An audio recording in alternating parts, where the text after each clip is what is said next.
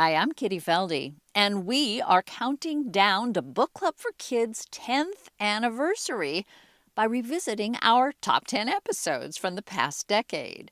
This week, we talk about the School Library Journal and Publisher Weekly's best children's book of 2006, The Book Thief by Markus Zusak. It's a novel with the most unusual and rather disturbing main character. Give a listen. It's the book club for kids. The book club for kids. It's the book club for kids. It's the book club for kids podcast. Hi, I'm Kitty Felde. Our novel this week is The Book Thief by Markus Zusak. It's a story with a pair of very grim topics, the Holocaust and death itself, topics that don't seem to faze our readers from Stuart-Hobson Middle School in Washington, D.C. I don't think about death because we're still young. We want to live our lives. We want to have fun. So what does death sound like? Please, again, I ask you to believe me. I wanted to stop, to crouch down. I wanted to say, I'm sorry, child. That's our celebrity reader, actress Melanie MacQueen. Our writer, Markus Zusak, tackles our very favorite question, what's your favorite book? I would say the book that I've reread the most and that I give away the most as a gift is Wonder Boys by Michael Chabon. This is the Book Club for Kids, the show where kids talk about books. We'll tell you how you can be on the show a little later on, but first, let's meet our readers. Oh, and just a warning, our discussion contains spoilers. Okay, guys, go ahead and introduce yourselves. Hello, my name is Farah. Hello, my name is Anders. Hello, my name is Maria. We are 6th graders at Stuart-Hobson in Washington, D.C. So the book is The Book Thief by Markus Zusak. How would you describe the plot? What's the book about? So the book is about Lisa Meminger. She is a 10-year-old who just recently lost her brother when going to a foster home. And when she was at her brother's memorial, she stole a book from the gravedigger. And when she took it onto the train with her, she didn't know how to read at that time. Then when she got to her new foster parents' house, Rosa and Hans Huberman, Hans taught her to read.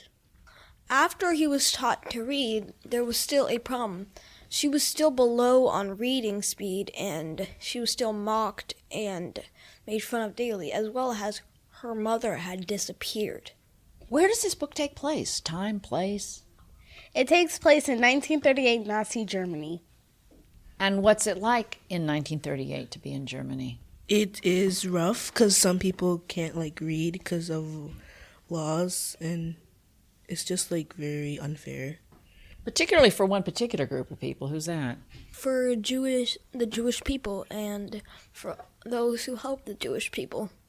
It's called The Book Thief, so obviously our heroine keeps stealing books, but to what end? Why is that such a big deal? I mean, we can just go to the library and get a book. But libraries were very hard to find at that time, probably because they were burning all the books that were thinking about good things about Jews, and Hitler did not want them, so they would always burn them in the fire. And Lisa caught one and started stealing books because she found her love for books when she learned how to read. She learns to love books, and she actually finds someone who helps her with this, who is the mayor's wife, Elsa, who actually provides her with hundreds of books and almost her own personal library. Was this the first Holocaust-related novel you guys read? Yes. I read, I saw Hitler. We saw a movie recently called The Boy in Striped Pajamas. So how does this book compare? In most Holocaust books, there's always one hero who tries to unite all against Hitler. And I would think there's a similar theme, except in this case there are multiple people who are against Hitler. Liesel, the main protagonist, Hans Huberman, her foster father, and Rudy, her best friend. There's an unusual narrator of this book. Is death? Well, let's hear a bit from Death herself. Our celebrity reader is actress Melanie MacQueen. The last time I saw her was red. The sky was like soup, boiling and stirring, In some places it was burned. There were black crumbs and pepper streaked across the redness. Earlier, kids had been playing hopscotch there, on the street that looked like oil-stained pages. When I arrived, I could still hear the echoes, the feet tapping the road, the children voices laughing, and the smiles like salt, but decaying fast. Then bombs. This time, everything was too late. The sirens, the cuckoo shrieks in the radio, all too late. Within minutes, mounds of concrete and earth were stacked and piled. The streets were ruptured veins. Blood streamed till it was dried on the road, and the bodies were stuck there like driftwood after the flood. They were glued down, every last one of them. A packet of souls. Was it fate? Misfortune? Is that what glued them down like that? Of course not. Let's not be stupid. It probably had more to do with the hurled bombs thrown down by humans hiding in the clouds. Yes, the sky was now a devastating home-cooked red. The small German town had been flung apart one more time. Snowflakes of ash fell so lovely, you were tempted to stretch out your tongue to catch them, taste them.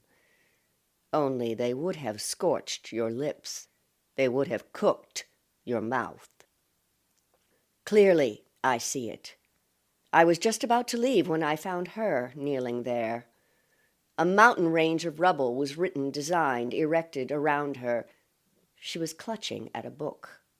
Apart from everything else, the book thief wanted desperately to go back to the basement, to write or to read through her story one last time. In hindsight, I see it so obviously on her face. She was dying for it, the safety of it, the home of it, but she could not move. Also, the basement didn't even exist anymore. It was part of the mangled landscape. Please, again, I ask you to believe me. I wanted to stop, to crouch down. I wanted to say, I'm sorry, child, but that is not allowed. I did not crouch down. I did not speak. Instead, I watched her a while. When she was able to move, I followed her. She dropped the book. She knelt. The book thief howled. Basically, Liesel is the main character. Death is another main character. Liesel was the person that wanted to write the book, and she gave her hopes up. Then Death picked up her book, gave it back to her. I believe there's a bit of a pattern in what Death does and what Liesel does. In the beginning, Death takes Liesel's brother, and it's a bit of a circle, really. He takes Liesel's brother and Liesel's mother, and he gives back by giving her foster parents who teach her to read and write. And he takes from her again later in the story when Heimel Street is bombed and everybody Liesel loves dies and she quits writing her book. And after that again, Death gives back by giving Liesel her book to allow her to live once again. Well, Death, he's the third-person omniscient character. He's all-knowing of all the characters, and he tells all of the characters' point of view, but not through one person, but through everybody. And it just gives it a dynamic twist for the story. Talk about that. I mean, you're using big literary words, third-person omniscient narrator here. Would it have been a different book if the writer, Markus Zusak, had decided to do this through Liesel's eyes, or a different voice in this book? Yes. How? Because Liesel doesn't know what every single character is thinking of every moment, so it will change the whole entire plot and the twists of it. Unlike Death, Liesel would probably showcase her opinions, and we would hear probably a lot of her thoughts, as well as see everything through her eyes. And that would probably change the plot a lot. We would more understand things from her point of view and less understand things from others. Liesel don't know anything that's going on with, like, some of the characters in the book. I feel like Death only knows what's going on in the characters. She's the narrator of the story. So that was a good choice by the writer? I think, yeah. Because most of the time you don't know what people are thinking of. Were you surprised when you found out who the narrator was? I was kind of surprised when Death became a character because his opinions were very, very skeptic about humans and like what they and their opinions, as well as he was very, very neutral and you couldn't really tell his opinion, but he also had an opinion of what the humans thought of him. Because early in the book, he slightly threatened the reader in a way, and then he quickly corrected himself and tried to make it seem like he was not a villain and tried to make it seem like he was a result of a villain. Well, I was surprised that Death was a character because he just seemed like the person that was shut out. He just looked over people, and he wasn't actually in the book. He wasn't living in the book. He was just shadowing over everything. Well, what do you guys think about death in general? I mean, is it something you think about often? Not really, because I just want to live my life. So you don't think about death? Not really, no. One time I did, though. When there was a lockdown in our school. There was some shooting in, like, kindergarten or something like that. I normally think about death in general, but never really to or from others. You don't think about your own mortality, the fact that someday you're going to die. No, it just makes life less pleasant. It's like you're just making it worse. You're not actually focusing on what could happen. You're basically saying, oh, at the end of the day, I'm going to get a bad haircut. Better just not do anything at all because it's inevitable. I don't think about death because we're still young. We want to live our lives. We want to have fun. So it just feels depressing for me to think about it. So that's why I don't. Well, this book deals with two depressing topics. You know, the Holocaust and death itself. Is it a depressing book? I would say it's a sad book. I don't know. Probably depressing for some people because later in the story, as soon as you get fully connected with most of the characters, basically everyone besides Liesel dies. And then she has to live for most of her life without the people she loved. I agree with Anders. Death is like a character that will like kill people, but really he really never gives their lives back like he did to Liesel in the book. Did you find the book depressing? A little bit, yeah. I found the book a little bit depressing because it talks about a sad story at a sad time when there was still love, but at the end, when they just bombed everything and her life was destroyed, it became like the moment where Liesel just shut down. There was nothing that could make her happy again because all the people she loved were gone. Well, would you recommend this book then, since it's so sad and depressing? Yes, it's a good book. The only thing is that it takes a long time to read, but I would recommend this book. I would recommend this book. There are a few foul words in German, so as long as you don't know too much German, I think it's fine for you, but yeah. I would recommend this book, even though it's very long and it took a while to read. It's a good book, and it talks about a good time through a sad moment in history.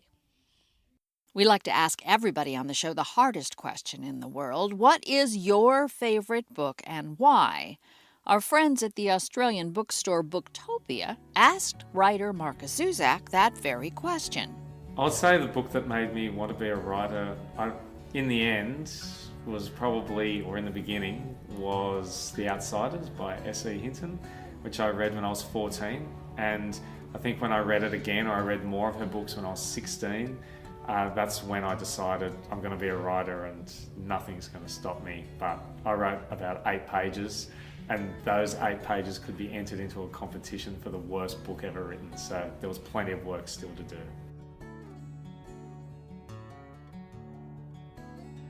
The book I reread the most, and I reread a lot of books, I think that's how I ended up being a writer, was not reading really widely, but to read the same books over and over again. One would be What's Eating Gilbert, Grape, because it just teaches a great lesson as a writer, and that is that great characters make great books, and that book is just loaded with great characters.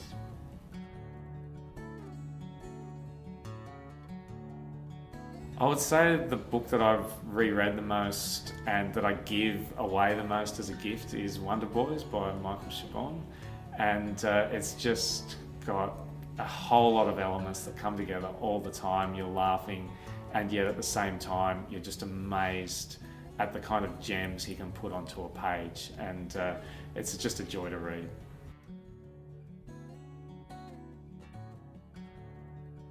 The book I wish I had written, there are so many, but I'm going to choose something totally different for this. It's a book I wish I'd translated, and that's because Emily Wilson has done the most amazing translation of the Odyssey, and I can't imagine someone having an intellect like that, and it's quite mind-blowing, so get a hold of that one if you can.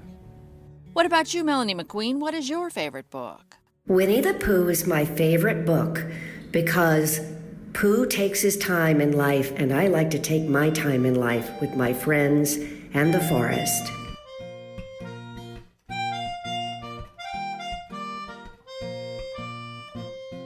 All right, hardest question. What's your favorite book?